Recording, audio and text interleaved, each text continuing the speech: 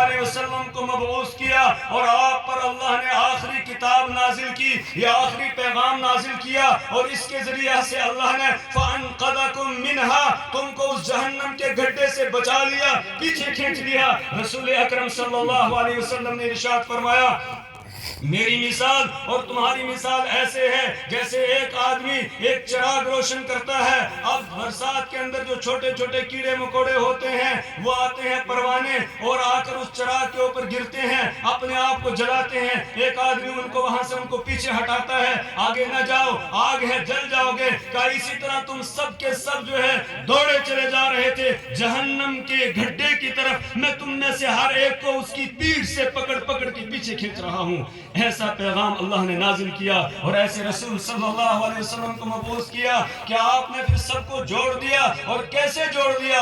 اللہ اکبر! اکثر میرے استاد محترم حضرت مفتی صاحب نور اللہ مرقدہ جو ہمیشہ یہاں تشریف لایا کرتے تھے، میں بھی ایک مرتبہ حضرت کے ساتھ حاضر ہوا ہوں، تب اسکول کے اندر پروگرام تھا۔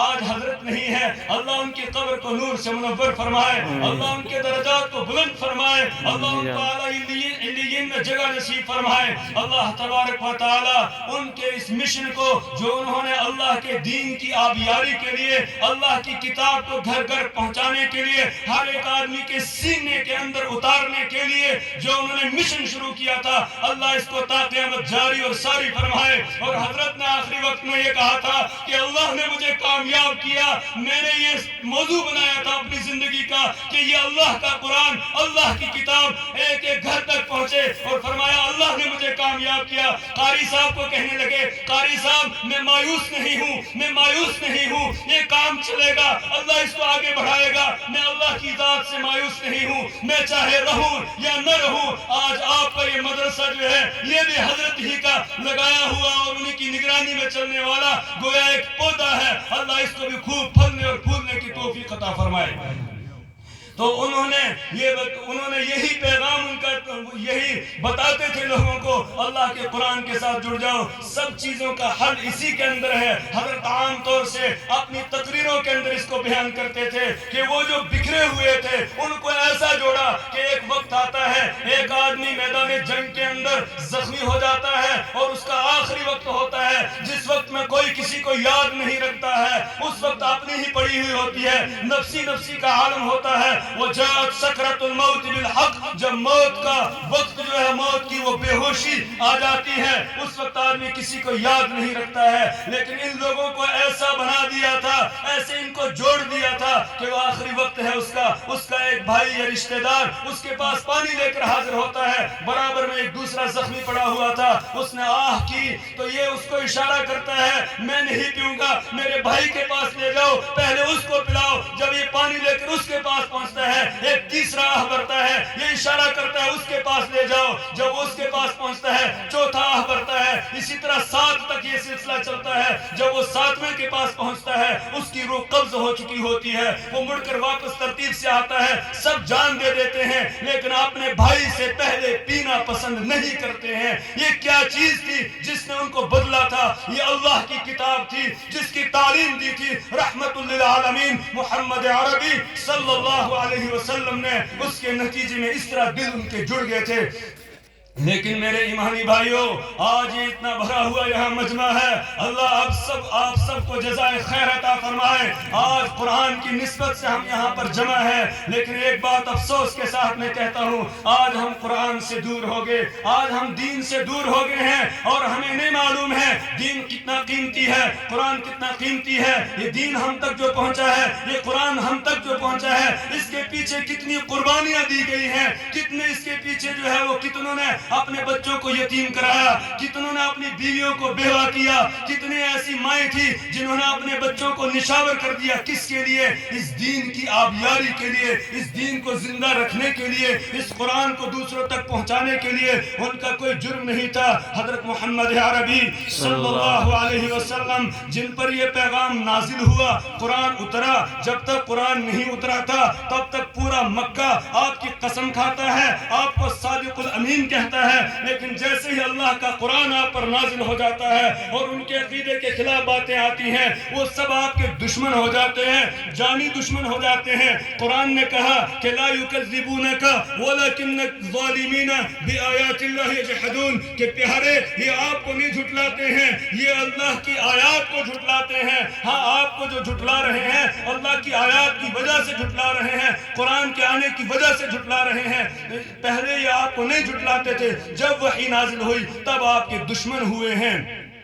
لیکن رسول پاک صلی اللہ علیہ وسلم نے دن رات ایک کر دیا، آپ پیچھے نہیں ہٹے، آپ بڑھتے چلے گئے۔ انہوں نے ہر سازش کی، ہر مکر اور فریب اختیار کیا آپ کو پیچھے ہٹانے کے لیے۔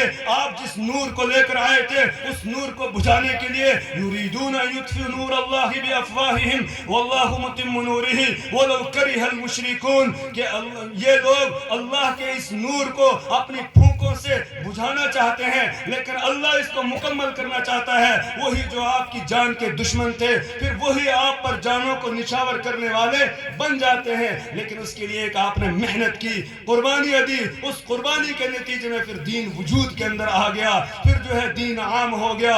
اور وہ مکہ المکرمہ جہاں سے رسول پاک صلی اللہ علیہ وسلم جب واپس تشریف جب نکل رہے تھے، ہجرت فرما کر مدینہ طیبہ تشریف لے جا رہے تھے، اس وقت آپ نے آخری نظر جب بیت اللہ پر ڈالی تو اس وقت آپ کی آنکھوں سے آنسو جاری تھے، اور آپ یہ کہہ رہے تھے یا ارض مکہ انک حب البلاد الیہ، اے مکہ کی سرزمین تو میرے نزدیک سب سے زیادہ محبوب اور پسندیدہ تھی۔ اگر یہاں کے رہنے والے مجھے نکلنے پر مجبور نہ کرتے تو میں یہاں سے کبھی نہیں نکلتا۔ اللہ نے اس وقت قرآن نازل کیا، ان الذی فرض علیک القرآن لرادک الی معاد۔ پیارے آپ کو رونے کی ضرورت نہیں ہے، آپ مکہ سے نکلنے کے لیے نہیں نکل رہے ہیں بلکہ واپس آنے کے لیے آپ نکل رہے ہیں۔ وہ ذات جس نے آپ کو قرآن دیا ہے، آپ اس قرآن کی تعلیم دیتے رہیں گے، ایک وقت ایسا آئے گا کہ آپ پھر دوبارہ واپس مکہ میں آئیں گے اور آپ اس وقت فاتحانہ شان کے ساتھ داخل ہوں گے۔ ابھی 8 ہی سال گزرے تھے، رسول پاک صلی اللہ علیہ وسلم فاتحانہ شان کے ساتھ مکہ میں داخل ہوتے ہیں، اور اس دوران آپ نے کتنی قربانیاں دی۔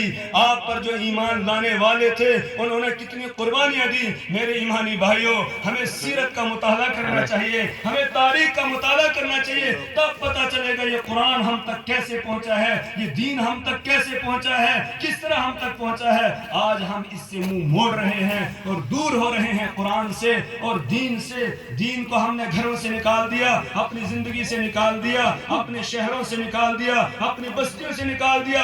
صرف یہ سمجھتے ہیں کہ بس نماز پڑھ لینا یا روزہ رکھ لینا یہی دین ہے۔ نہیں، دین نام ہے، زندگی کے ہر شعبے میں اللہ کے حکموں کے مطابق زندگی بسر کرنے کا نام دین ہے۔ یا ایھا الذین آمنوا ادخلوا فی السلم کافہ، ایمان والو پورے طریقے سے دین کے اندر داخل ہو جاؤ۔ اگر ایسا ہی حال رہا تو پھر سوچو ذرا، اپنے گریبان میں منہ ڈال کر ہم دیکھیں اور سوچیں کہ کل ہم جب میدان محشر میں آئیں گے، اس وقت اللہ کے رسول صلی اللہ علیہ وسلم نے اگر ہم سے پوچھ لیا، او میرا نام لینے والو، او میرا کلمہ پڑھنے والو، بتاؤ اس دین کے لیے، اس قرآن کے لیے میرے جسم پر اونٹ کی اوجڑی رکھی گئی، میرے گلے کے اندر جو ہے وہ ایک چادر کا پھندا ڈال کر مجھے پھانسی دینے کی کوشش کی گئی، اور غزوہ احد کے اندر میرے دانت مبارک کو شہید کیا گیا، میرے چہرہ انور کو خون آلودہ کیا گیا، زخمی کیا گیا، سر میں زخم آئے،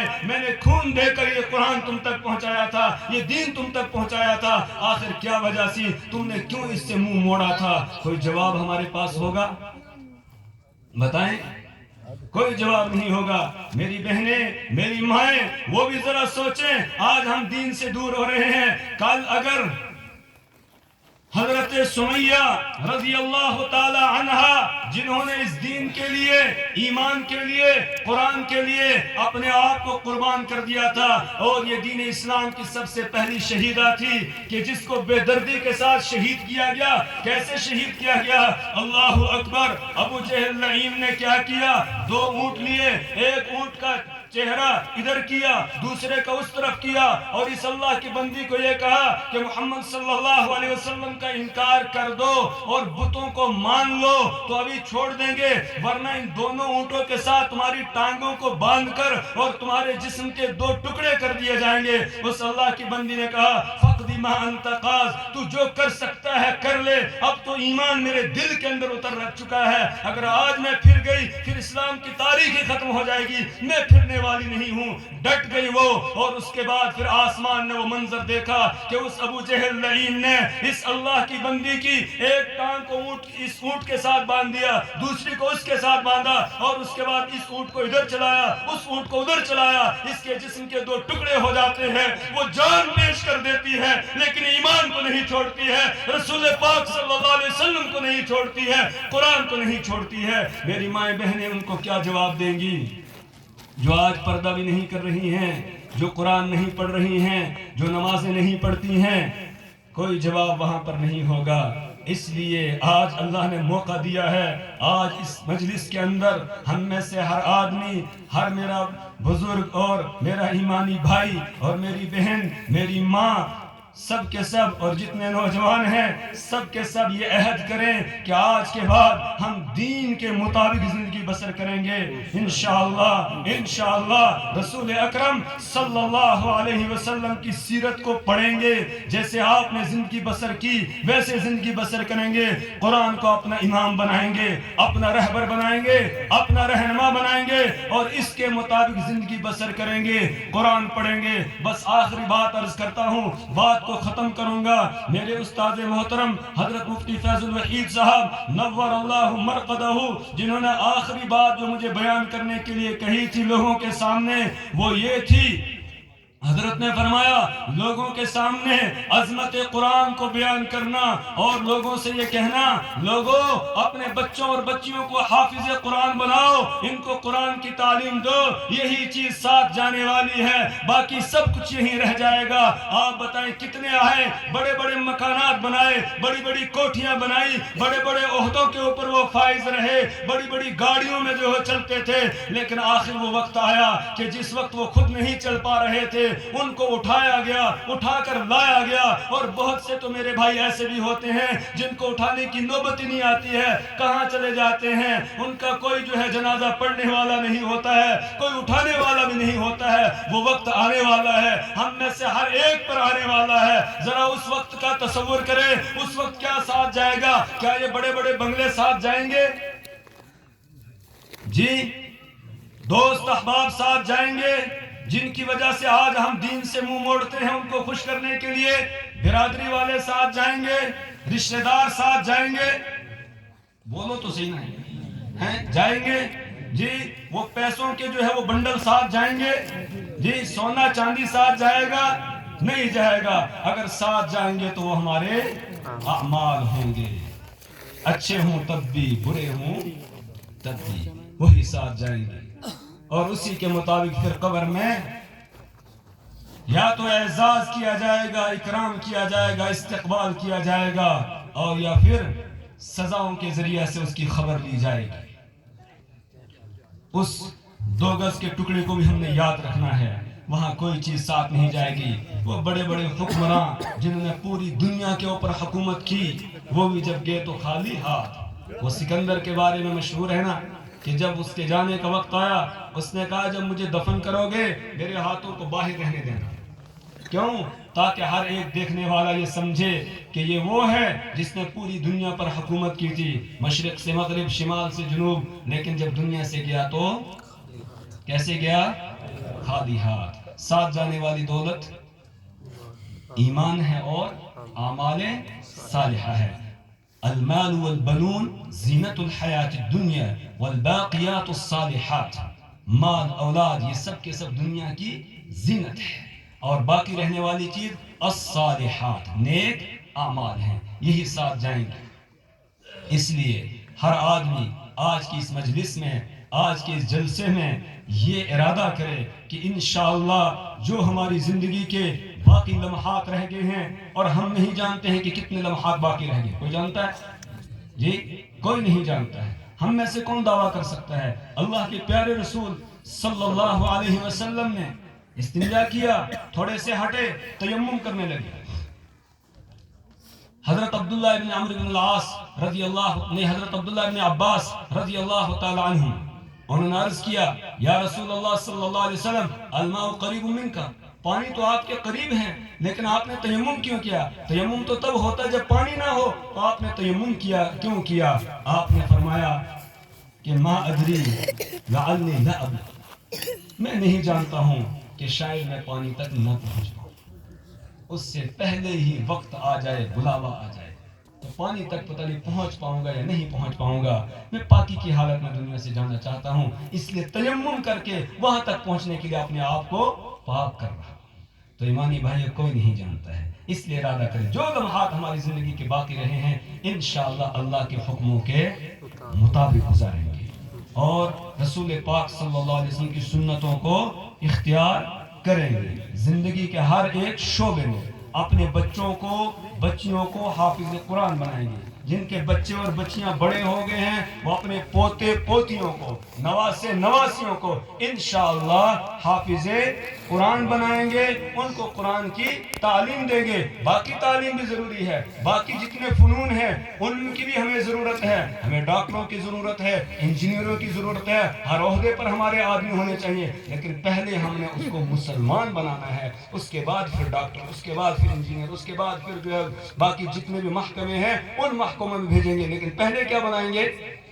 مسلمان۔ تو کریں گے انشاءاللہ جو اپنے بچوں کو حافظ قرآن یا اپنے پوتوں نواسوں اور پوتیوں کو اور نواسیوں کو حافظ بنائیں گے انشاءاللہ ہاتھ اٹھائیں، انشاءاللہ کوشش کریں گے، اللہ قبول فرمائے، اللہ توفیق عطا فرمائے، یہ اللہ کی توفیق سے ہوتا ہے، جس کو اللہ توفیق دیتا ہے اسی کے گھر میں حافظ بنتا ہے۔ اور ایک حافظ کا کیا مقام ہے؟ مجھ سے پہلے حضرت مولانا فتح محمد صاحب دامت برکاتہم بیان کر رہے تھے اور صبح سے آپ سن رہے ہوں گے، اللہ مجھے بھی توفیق عطا فرمائے، اللہ آپ کو بھی توفیق عطا فرمائے۔ سبحان اللہ وبحمدہ، سبحانک اللہم وبحمدک، ونشہد ان لا الہ الا انت ونستغفرک ونتوب الیک۔